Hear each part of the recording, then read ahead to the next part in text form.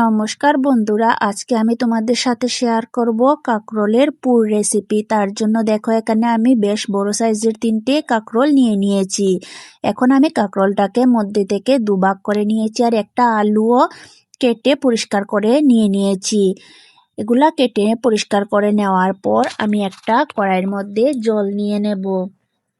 এখানে আমি কড়াইটা গরম বসিয়ে দিয়েছি আর তার মধ্যে পরিমাণ মতো জল দিয়ে দিলাম।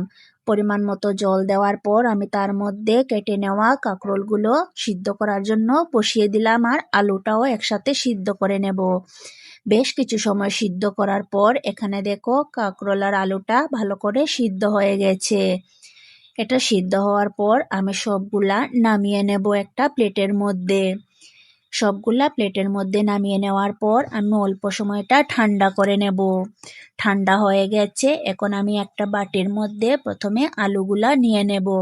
আলুটা নেওয়ার পর আমি এক এক করে কাঁকরোলের মধ্যে বিচিগুলাও বের করে নেব একটা চামচের সাহায্যে।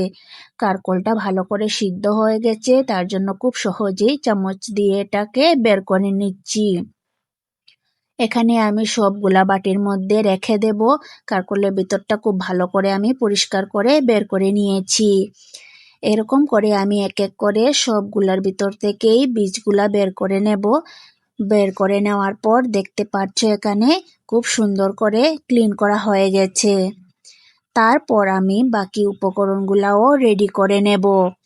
আমি এখানে বেশ কিছুটা ছোট ছোট করে পেঁয়াজ কেটে নিয়েছি, নিয়েছি এক টুকরো আদা আর নিয়েছি ঝালের জন্য এখানে বোম্বাই মরিচ আর নিয়েছি 2 চামচ পরিমাণ সর্ষ বাটা।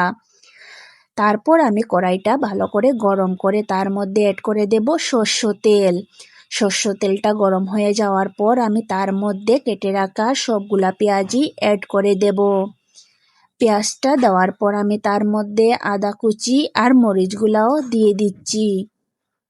সবগুলো উপকরণ দেওয়ার পর আমি এটাকে ভালো করে নাড়াচাড়া করে একটু সময় ভাজা করে নেব।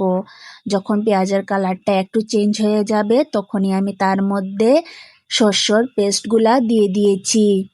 সর্ষ পেস্টটা দেওয়ার পর আমি এটাকে একটু নাড়াচাড়া করে মিশিয়ে নেব। 1 থেকে 1.5 মিনিট ভালো করে কষানোর পর আমি তার মধ্যে কাঁকরোলের বীজগুলা যে বের করে রেখেছিলাম আর আলু ওইটা একটু পেস্ট করে দিয়ে দিয়েছি। এখন এটাকে আমি একটু নাড়াচাড়া করে তার মধ্যে মশলাগুলো অ্যাড করে দেব। প্রথমে এখানে হলুদের গুঁড়ো, তারপর জিরের গুঁড়ো আর পরিমাণ মতো মরিচের গুঁড়ো আর স্বাদ অনুযায়ী লবণ অ্যাড করে দিলাম। লবণটা অ্যাড করার পর এটাকে ভালো করে মিশিয়ে বেশ কিছু সময় একদম ভাজা করে নিতে হবে। যখন এরকম ভাজা হয়ে যাবে পুরটা একদম রেডি হয়ে গেছে। তারপর আমি গ্যাসের ফ্লেমটা বন্ধ করে নিয়েছি আর এখন এক এক করে আমি কাঁকরোলের মধ্যে পুরটা দিয়ে দেব। এখানে আমি খুব সুন্দর করে পুরগুলা ভিতরে দিয়ে কাঁকরোলটাকে ফিল করে নিচ্ছি। এখানে আমি খুব সুন্দর করে সবগুলার মধ্যেই পুর দিয়ে দিচ্ছি। সবগুলা পুর দেওয়ার পর দেখতে পাচ্ছ কি সুন্দর লাগছে দেখে। এখন আমি চলে যাব নেক্সট স্টেপে। আমি এখানে একটা বাটির মধ্যে নিয়ে নিয়েছি বেসন আর তার মধ্যে দিয়ে দিলাম মরিচের গুঁড়ো, হলুদের গুঁড়ো, পরিমাণ মতো লবণ। তারপর আমি এখানে পরিমাণ মতো জল দিয়ে তার একটা লিকুইড বানিয়ে নেব। বেশ কিছুটা ঘনভাবেই আমি লিকুইডটা বানিয়ে নিয়েছি। নেওয়ার পর আমি এখন একটা কড়াই গরম করে নেব। তার মধ্যে পরিমাণ মতো সাদা তেল অ্যাড করে দিলাম। এখানে বেশ কিছুটা সাদা তেল অ্যাড করার পর তেলটা যখন গরম হয়ে যাবে আমি তার মধ্যে এক এক করে পুরগুলা দিয়ে দেব। আমি এখানে এক একটা পুর বেসনের মধ্যে ভালো করে লাগিয়ে গরম তেলে দিয়ে দিয়েছি আর ভালো করে ভাজা করে নিচ্ছি।